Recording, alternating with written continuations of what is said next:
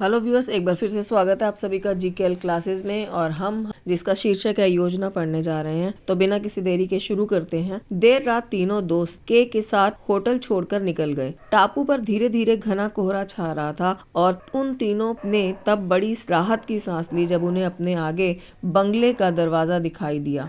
लीशा धीरे से बोली, मुझे तो डर लग रहा था कि हम रास्ता भटक गए हैं और टापू के इर्द गिर्द ही चक्कर काट रहे हैं।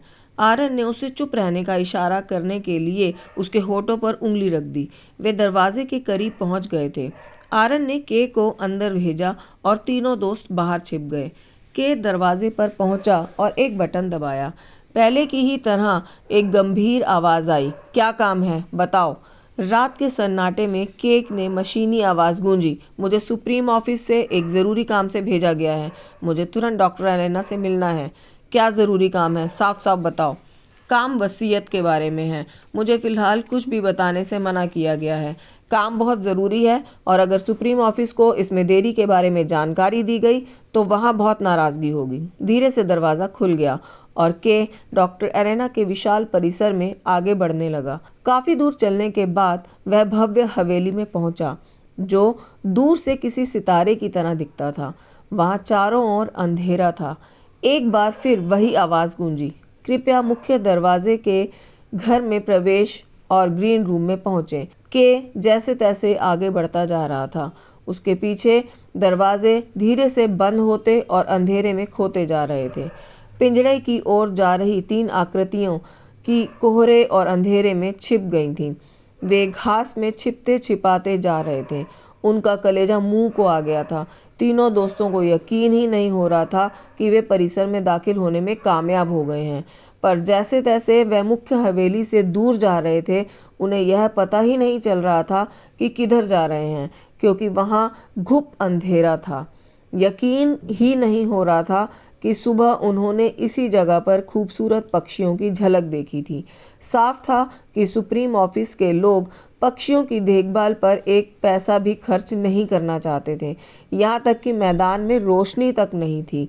मुख्य हवेली से काफ़ी दूर निकलने के बाद बच्चे सांस लेने के लिए रुके और परिसर में दाखिल हो जाने की खुशी में एक दूसरे की पीठ थपथपाई। यह योजना बड़ी शानदार थी। ऑरन, सेंसर हमें पकड़ नहीं पाया। नील ने जोश में आकर अपने दोस्तों को गले लगा लिया। ऑरन ने बोला, मुझे सुबह ही ध्यान दिया था कि वहाँ फोटो इलेक्ट्रिक सेंसर लगे हैं, जो दिखते तो काफ़ी अच्छे हैं पर काम में अक्सर चूक जाते हैं। किरणें एक तय दायरे तक ही पहुँच पाती हैं और मैदान के नज़दीक काफ़ी कम ऊंचाई की चीज़ अक्सर उनके दायरे से बाहर रह जाती है। लीशा ने सवाल किया, पर अगर पकड़े गए होते तो क्या होता? ज़्यादा आशंका थी कि हमें मार मार कर बाहर कर दिया जाता, पर हमें यह जोखिम लेना ही था। एलेना की अपील याद है ना? हम अभी भी पकड़े जा सकते हैं, पर एलेना ने कहा था कि निगरानी करने वाले केवल 2 हैं। मुझे नहीं लगता कि वे सोचेंगे कि एक बूढ़ी औरत की निगरानी के लिए 2 से ज़्यादा रोबोट की ज़रूरत है। नील ने अपनी बात रखी, वे वसीयत के बारे में नहीं जानते हैं। बिल्कुल, आरन ने जवाब दिया और कहा, हमारे पास ज़्यादा वक्त नहीं है, चलो जल्दी से फ्लेमिंगो के पिंजरे की तलाश की जाए। लीशा बोली, इस अंधेरे में हम कैसे पिंजरा तलाशेंगे? आरन ने जवाब दिया, सबसे पहले तो वह एक बड़ा पिंजरा होगा, क्योंकि ये पक्षी झुंड में रहना पसंद करते हैं। प्राकृतिक रूप से ये पानी में या पानी के आसपास की नम ज़मीन पर रहते हैं। नील बोला, वाह, तुम्हें लगता है कि एलेना ने यहाँ झील की तरह कोई जगह बनाई होगी? आरन व लीशा एक साथ बोले, बिल्कुल।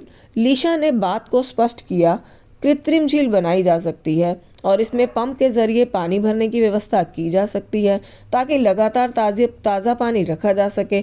मुझे यकीन है कि कोई गीली जगह भी ज़रूर रही होगी, टापू की तरह, यहाँ पक्षी अपना घोंसला बना सकें और अंडे दे सकें। नील ने बीच में उसे रोकते हुए कहा, एक सेकंड रुको। अगर फ्लेमिंगो पानी में या नम ज़मीन पर रहने वाला पक्षी है तो एलेना ऐसी जगह वसीयत नहीं छिपा सकती। ऐसी जगह कोई टेप या कागज़ रखना और फिर उसे सुरक्षित वापस पाना काफ़ी मुश्किल होगा। तीनों ठहर गए। नील की बातों में दम था। तो फिर वसीयत कहाँ छिपाई गई होगी? या फिर एलेना टेप में ऐसे ही कह रही थी? आरन ने सोचते हुए कहा, एक बात और हो सकती है, हो सकता है कि यह दरवाजे या ताले जैसी किसी चीज़ में छिपाई गई हो। लीशा बोली, एक बार कोशिश कर आजमा लेते हैं। नील ने सुझाव दिया, क्यों ना हम लोग आसपास तलाश करें, अगर इस जगह का कोई नक्शा मिल जाए तो। आरव ने जवाब दिया, अच्छा ख्याल है, पर हमें जल्दी करना होगा। यहाँ हम जितनी देर करेंगे हमारे पकड़े जाने का खतरा उतना ही बढ़ जाएगा। हालांकि मेरा अनुमान यही है कि ज़्यादा से ज़्यादा वे हमें परिसर से बाहर कर देंगे। फिर भी एलेना की एकमात्र उम्मीद हमारी कोशिशों में है। मुझे यह सोचकर हैरानी हो रही है कि के कैसे संभाल रहा होगा।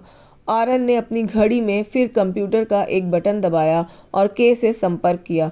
वह तेज़ी से अपने कंप्यूटर के ज़रिए निर्देश भेजने लगा ताकि के उन पर अमल कर सके। कहानी का आगे का भाग जानने के लिए कृपया हमारे चैनल के साथ बने रहिए। Thank you everyone for watching.